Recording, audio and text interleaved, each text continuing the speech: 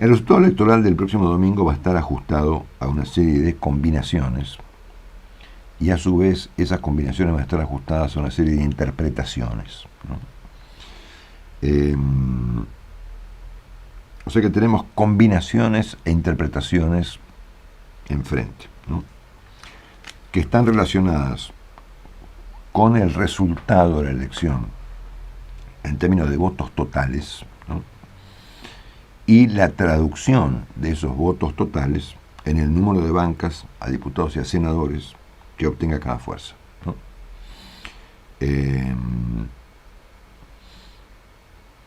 Porque la suma de los votos, atención con esta combinación, ofrece una complicación, ¿no? Que es que la única fuerza que se presenta en la elección con listas en las 24 provincias es la Libertad Avanza.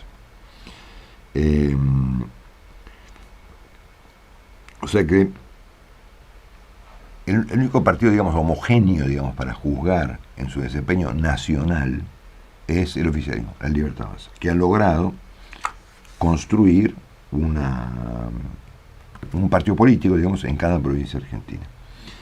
El PJ, el PRO y la UCR concurren en la elección fragmentados. Por lo tanto, no son sumables. ¿Se entiende lo que digo? O sea, el único partido sumable, digamos, en cantidad de votos, no en cantidad de diputados y senadores que obtengan, es la Libertad Avanza. El resto no es sumable.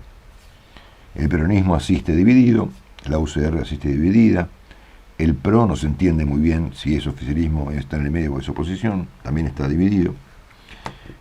Por lo tanto, acá tenemos una primera combinación complicada, que es como demonios sumamos los votos, ¿no? Porque además de competir contra el gobierno, los opositores fragmentados compiten entre sí, ¿no? O sea que acá la elección adquiere un carácter de competencia múltiple, ¿no?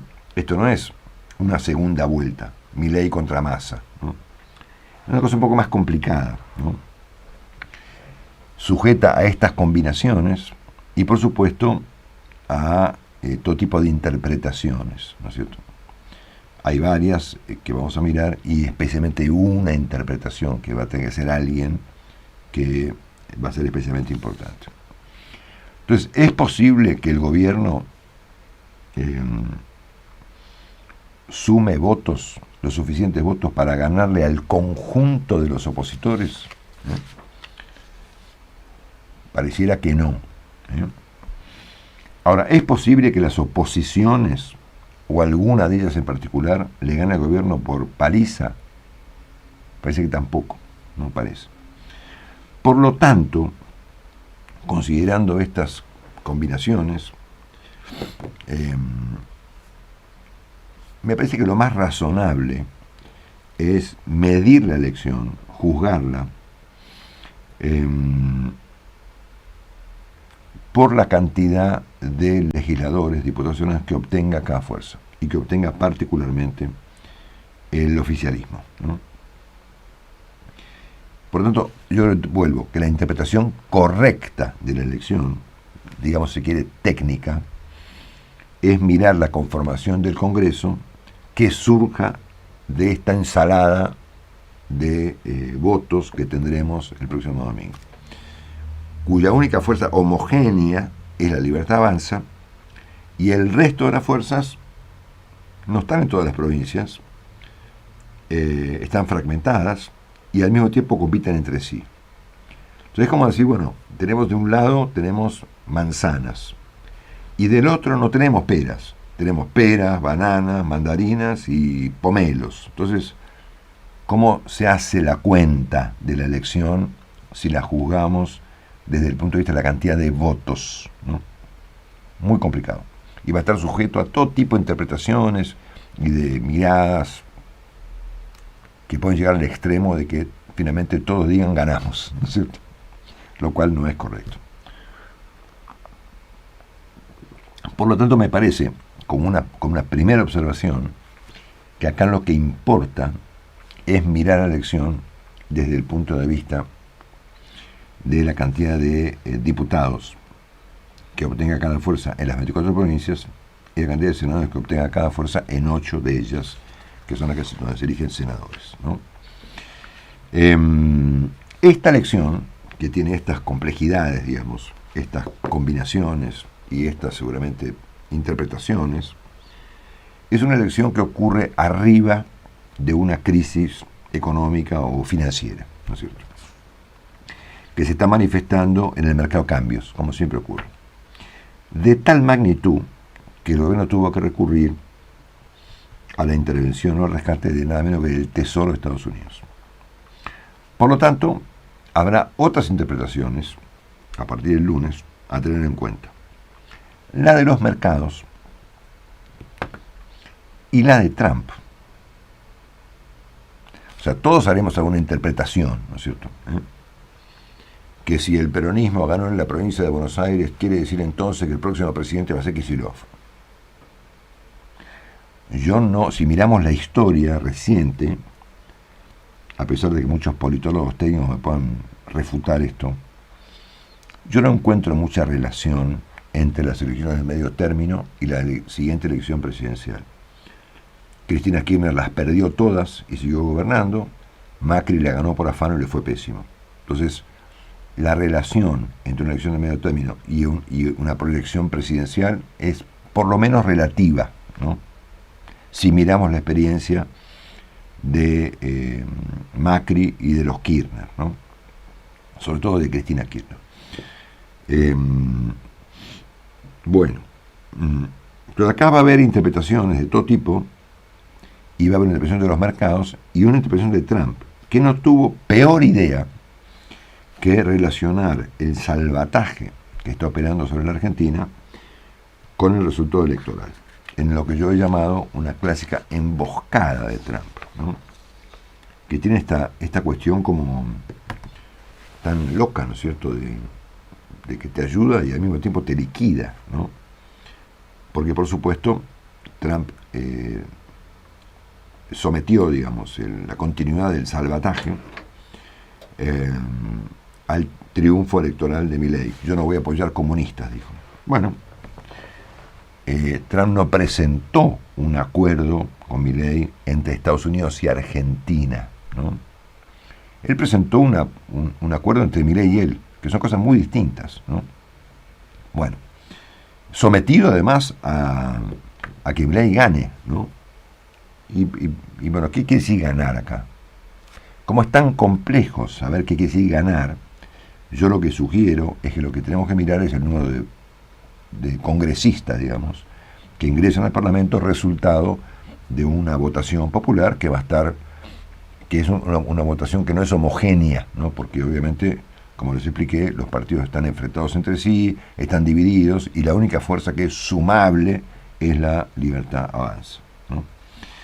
Bueno, el ministro de Economía, Luis Caputo, dijo que si el gobierno gana las elecciones de este domingo, será el fin de las turbulencias. Lo dijo antes de ayer. O sea, él relaciona las turbulencias financieras, turbulencias es un término suave para definir en estas cosas, al riesgo Cuca, ¿no? Y que despejado el riesgo Cuca, el lunes mismo al mediodía se acabaron las turbulencias financieras de Argentina. Y es más, el economista Ricardo Arriazu dijo anteayer que si el gobierno pierde las elecciones, sobrevendrá el caos. Eso dijo, ¿no?, que el dólar se va a un precio desconocido y que se acaba el apoyo de Estados Unidos. Quiere decir que ambos, Caputo y Arriazu, nada menos que el ministro de Economía y uno de los economistas probablemente más influyentes sobre el gobierno del presidente Milei, han dicho que finalmente acá el riesgo es un riesgo Cuca, que eventualmente finalizaría la semana próxima de haber un triunfo en el gobierno. ¿Qué es un triunfo del gobierno? Para mí es un aumento de sus legisladores, punto. Pero bueno, veremos cómo se interpreta la cuestión a partir del lunes, ¿no es cierto?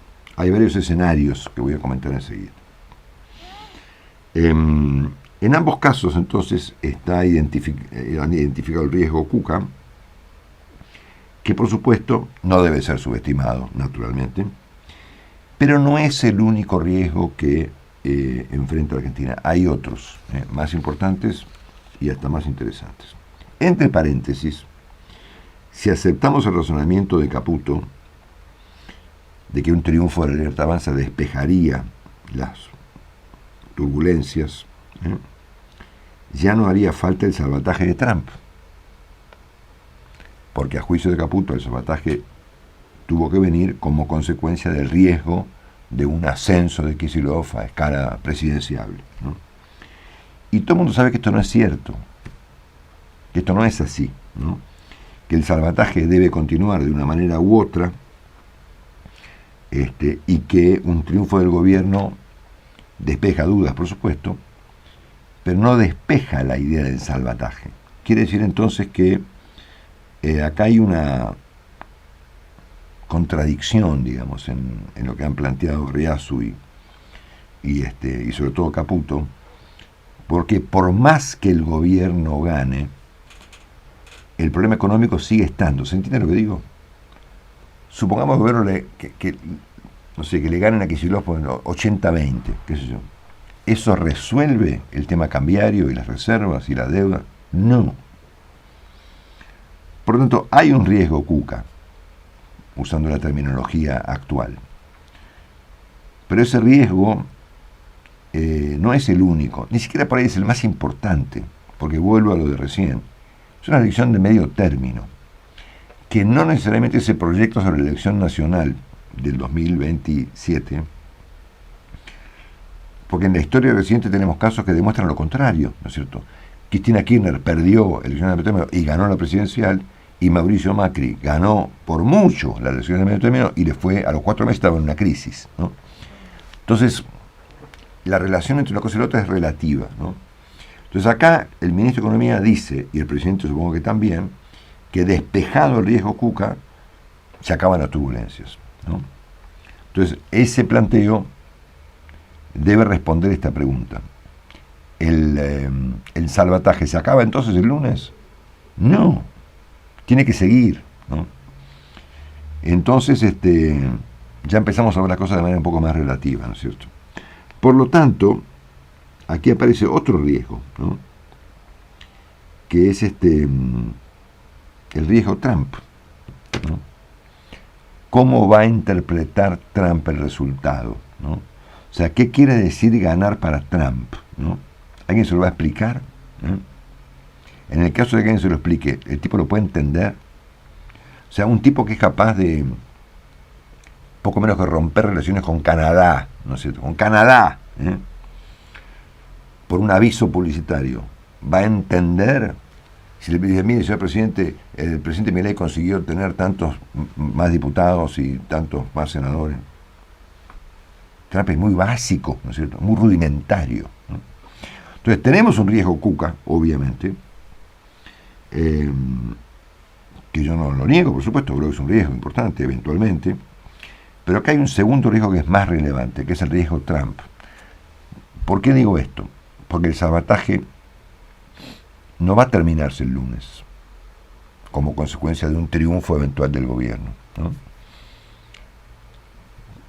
No quiero hacer lío con esto, pero siendo que el ministro de Economía dijo que las turbulencias se deben al riesgo de una derrota electoral, la pregunta debe ser esta. Entonces dígame una cosa, señor ministro, siendo que el lunes ganamos las elecciones y efectivamente desaparece el riesgo Cuca, desaparece también Bessent y se acaba el sabotaje. No, el sabotaje tiene que seguir.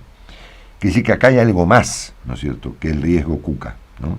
Está el riesgo Cuca y está los problemas que Argentina ha generado este tiempo, muy bien descritos por Domecq, por Melconian y por Goldin en esta mañana, y que nos conducen a pensar o a tratar de entender cómo va a interpretar Trump esta elección, ¿no es cierto? Porque por ahí aún aumentando el gobierno su número de legisladores, a Trump le parece que Milei perdió. Y el tipo lo dijo de una, si perdés, no seremos generosos con la Argentina, ¿no es cierto?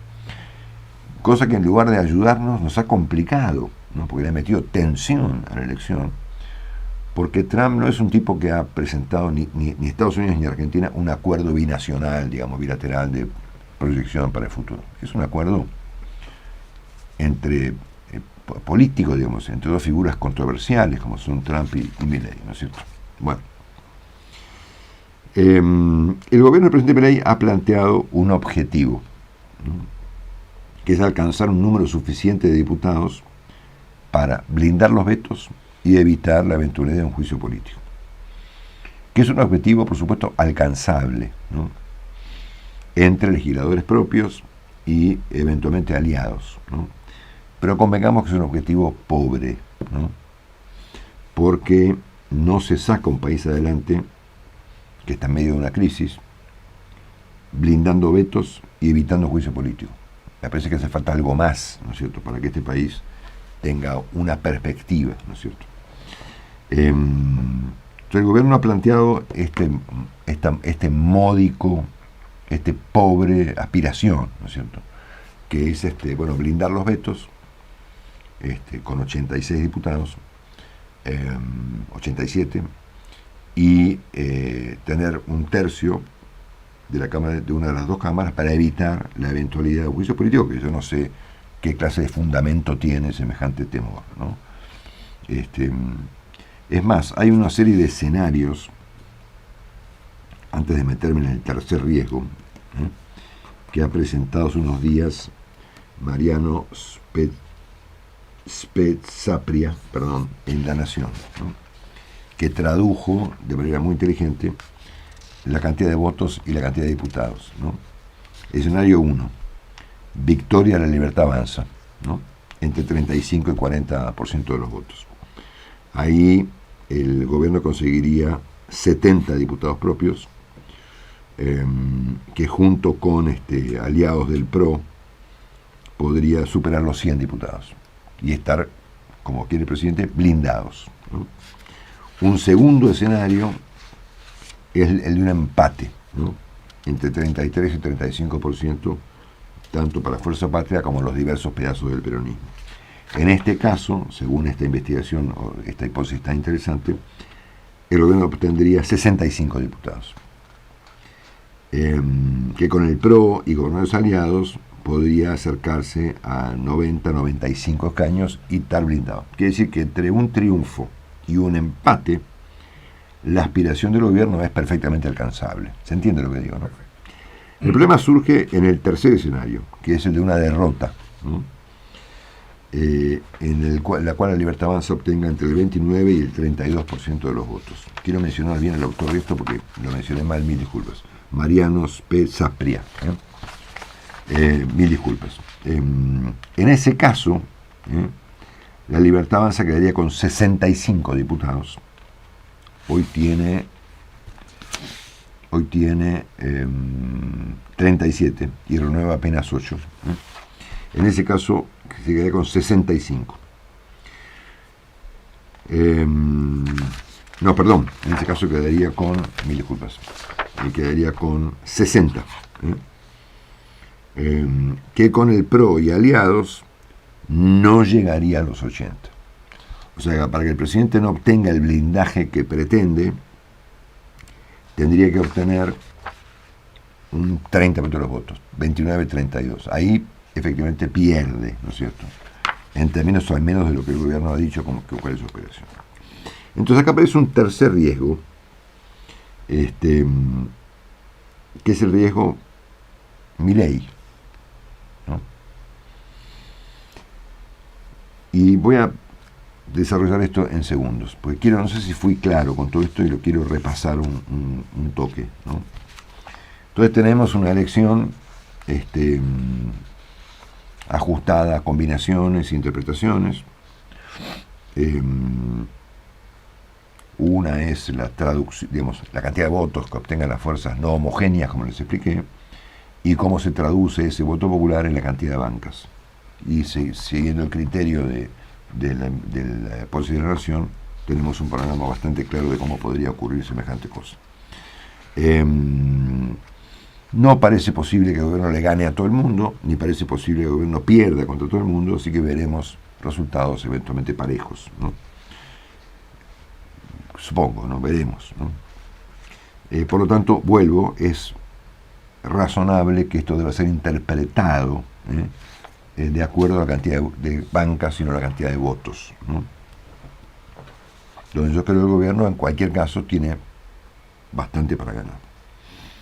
Como esta crisis se celebra, esta elección se celebra arriba de una crisis económica, estamos viendo cómo lo interpreta Trump, que puede decir ganó, perdió, que Trump no es una persona normal, ¿no es cierto? Por lo tanto, veremos cómo interpreta el asunto, ¿no es cierto?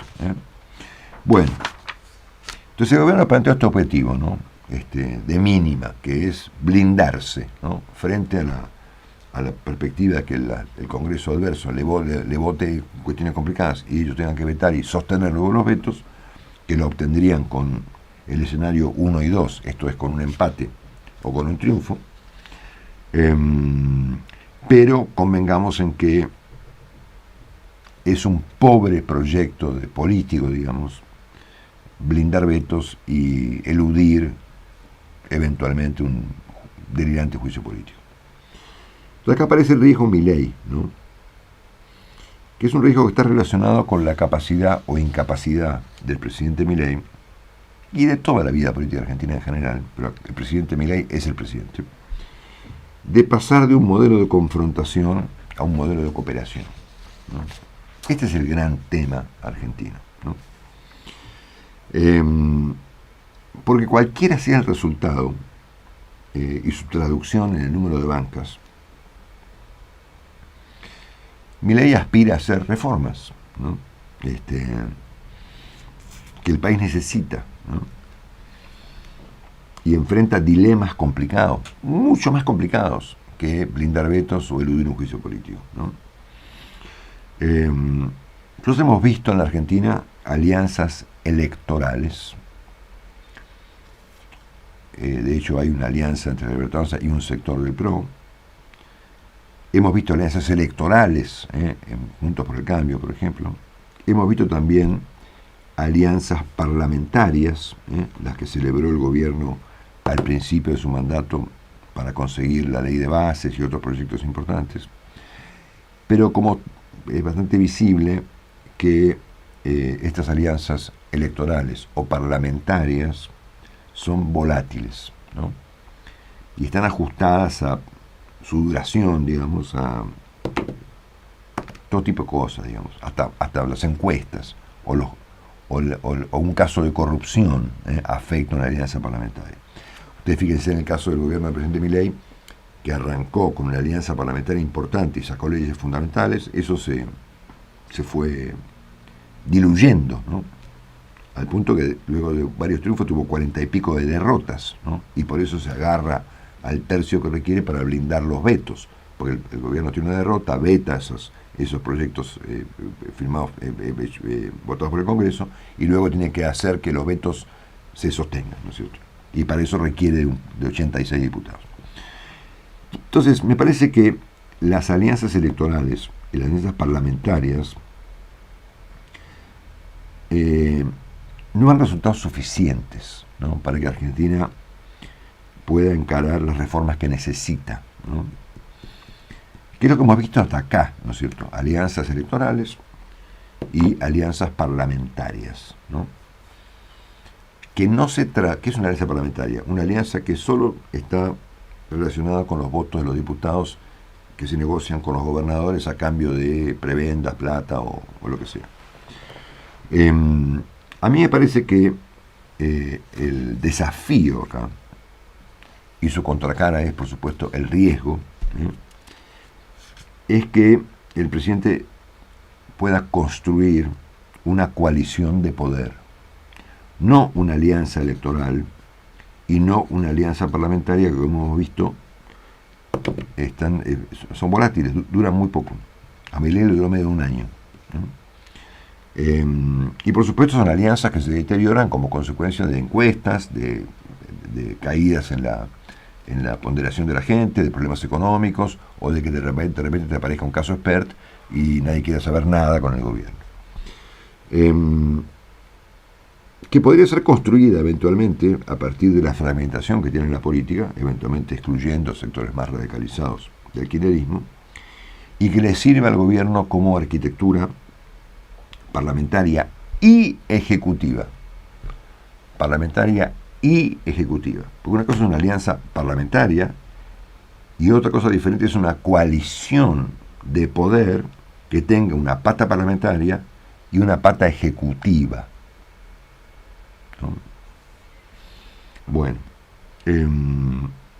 que pueda ejecutar las reformas pendientes, de las que todos hablamos desde hace 20 años, y que pueda sostener su costo.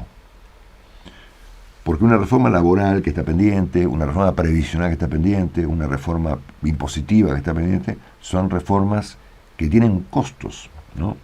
Y esos costos aparecen rápido, ¿no? Y por lo tanto los esquemas políticos tiemblan, ¿no? Cuando aparecen los costos y pierden las elecciones en el medio del río, ¿no?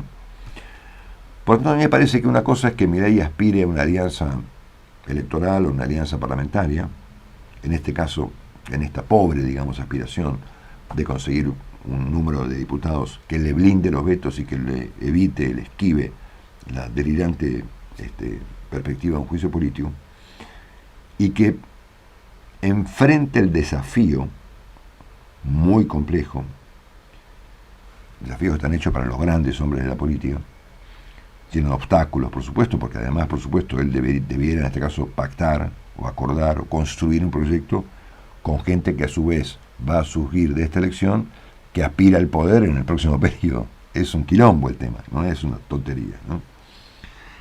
La política es tremenda, ¿no es cierto? Bueno, entonces, la parte que por ahí nunca terminó de entender el presidente Macri fue que las reformas son la contracara de la confrontación, ¿no? Y son el resultado de la cooperación y de la construcción, no de la demolición, ¿no? Quiero decir con esto que para que efectivamente Argentina pueda emprender las reformas que el gobierno y los argentinos han votado en las elecciones pasadas, hace falta una arquitectura de poder lo suficientemente relevante para que tenga votos en el Congreso, si no, no sale nada, ¿no? Y tenga una traducción ejecutiva, ¿no es cierto? Porque si no la política se desentiende. El diputado te vota o no te vota dependiendo de lo que le diga el gobernador, o si le mandaron o no le mandaron plata, pero no es parte del poder, ¿no es cierto? Y aquí está el desafío realmente de esta elección, con independencia de los riesgos anteriores, ¿no? Que son los riesgos, el riesgo Cuca, ¿no? Que es un riesgo, y el riesgo Trump, que es un riesgo importantísimo, ¿no? Cuyo desenlace conoceremos por ahí el lunes o el martes, ¿no es cierto? De acuerdo a cómo este personaje tan estrafalario y tan delirante interprete el estado de cosas, ¿no es cierto? Bueno, aquí está el desafío, ¿no? Y el riesgo, ¿eh? Y el dilema, al que asistiremos desde el lunes, con independencia de los resultados, ¿no? Partimos de la base, por supuesto, de que el gobierno va a haber aumentado su número de legisladores, de diputados y de senadores. Eso es un hecho, ¿no? Y como, si sigo mi propio criterio, no me importa mucho el número de votos totales, y sí me importa mucho la traducción en bancas de esa ensalada de votos, el gobierno no va a perder la elección, va a haber aumentado su número de legisladores. Porque esto es una elección de medio término, donde se eligen diputados y senadores, no se elige presidente. Como en la elección de la provincia de Buenos Aires, que fue exagerada hasta el hartazgo, ¿no? Se elegían concejales, qué sé yo. Y armamos con la elección de concejales un quilombo nacional. Entonces acá aparece el desafío, ¿no? Entonces acá es donde conecto esto, y a esto iba, con la cuestión de la ética y la responsabilidad, la tesis de Max Weber, que un seguidor muy atento nos escribió ayer, y con el libro Anatomía de un instante. ¿Voy bien o estoy siendo muy confuso, Carlitos? No, está bien. ¿Seguro, no? Sí, sí, yo entiendo perfecto. Bueno. Nosotros contamos esta semana la historia de Anatomía de un instante, el famoso libro escrito en 2009 por el gran escritor español Javier Cercas. Y usamos la analogía del instante, ¿no? del significado de los instantes, que nos muestran a través de instantes, ¿no? Imágenes espectaculares, tremendas, ¿no? Buenas, malas, ¿no? Hemos visto estos instantes esta semana, ¿no? Sarkozy detenido, el robo del Louvre, la demolición de la Casa Blanca, ese instante en donde la topadora, la máquina esa infernal, destroza media Casa Blanca. Son instantes, ¿no es cierto?, que tienen un gran significado. El instante que capturó en su famoso libro Cercas fue un instante glorioso, ¿no? Ustedes recuerdan, por si se olvidaron del comentario, que el 23 de febrero del 81, con una democracia todavía tambaleante en España, un coronel,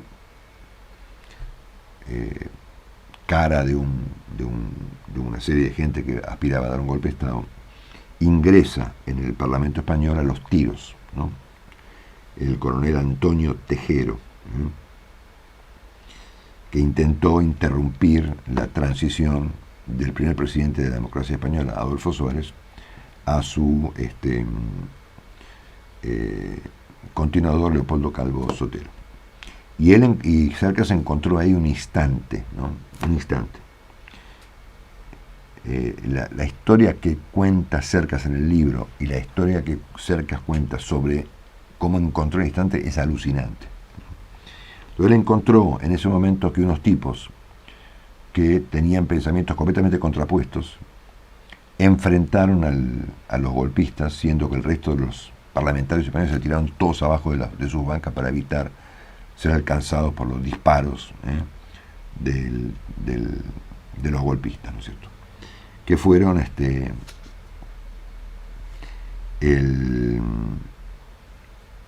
¿cómo se llama?, el general Gutiérrez, un general franquista, el propio Adolfo Suárez, presidente saliente del gobierno español y ex franquista, y el presidente del Partido Comunista, ¿no?, el señor Carrillo, ¿no?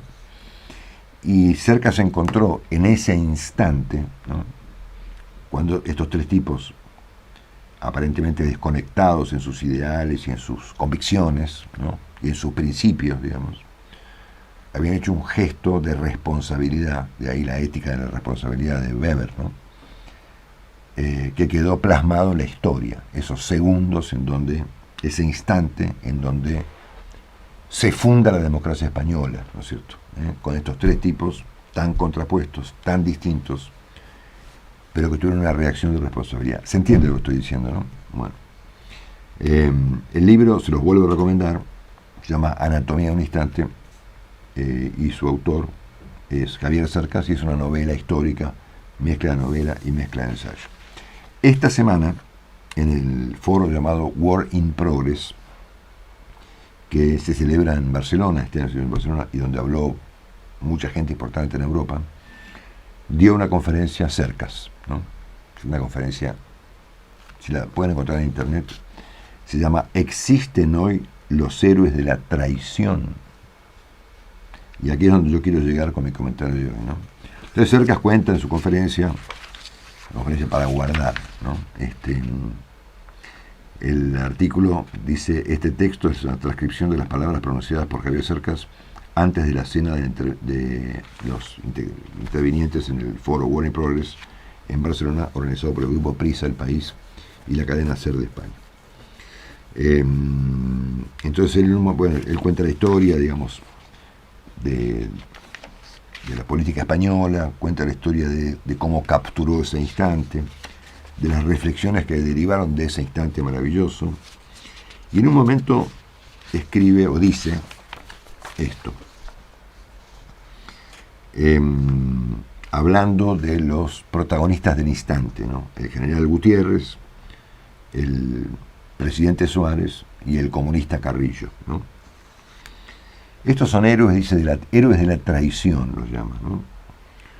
Políticos capaces de traicionar un pasado personal para construir un futuro colectivo.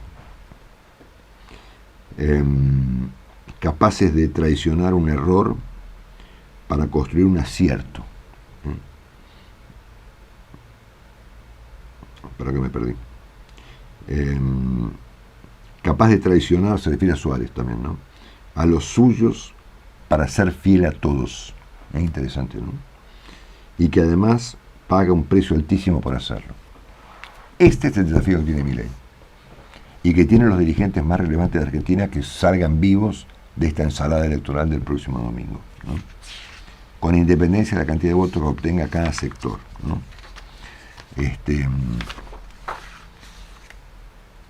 Que es construir una coalición. Si no, esto no va, ¿no? Seguiremos mejor, peor, digamos, como con Macri, digamos, un poco a los tumbos, con la lengua afuera, como dice Melconian, sin capacidad de reformar nada, ¿no es cierto?, y siguiendo en esta batalla campal entre la confrontación de todos contra todos, que es muy entretenida, sirve, digamos, a los efectos de administrar el conflicto, que es lo que la política finalmente hace hoy en día, estimularlo inclusive, pero que no sirve para cambiar ningún país, ¿no?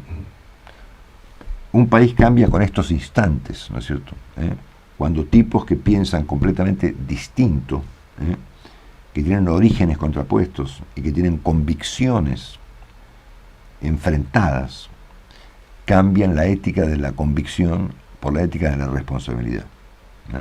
Y gracias a nuestro seguidor que me ayudó a incluir a Max Weber en esta sanata, digamos, en esta consideración, ¿no? Y acá tengo su nombre, ¿no?, el señor Enrique Faices. Así que, Enrique, gracias por ayudarme a pensar, ¿eh? Entonces, a mí me parece que acá están los riesgos y los desafíos de este próximo domingo, ¿no?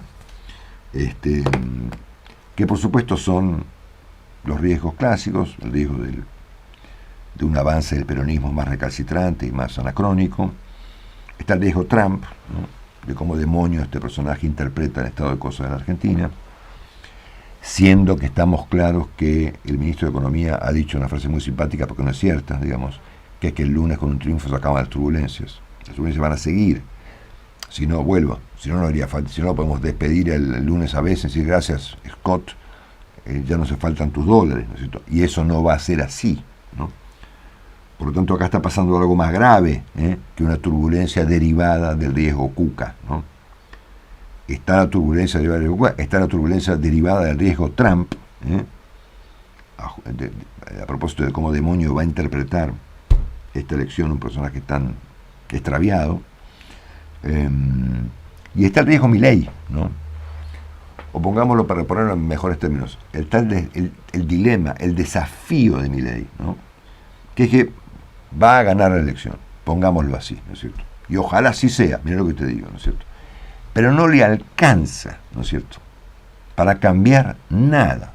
Eventualmente le va a alcanzar para blindar un veto, para evitar un juicio político, que me parece un delirio que tal cosa siquiera se proponga, con alianzas parlamentarias cuya volatilidad es enorme y que pueden durar un mes, 2 meses, hasta que aparezca el siguiente quilombo de corrupción, o hasta que haya un problema con el tipo de cambio, o que las encuestas suban o bajan. Eso es lo que dura una alianza parlamentaria, y es lo que hemos visto a lo largo de este primer tramo del primer mandato del presidente Milei, ¿no es cierto? Que una alianza parlamentaria dura lo que dura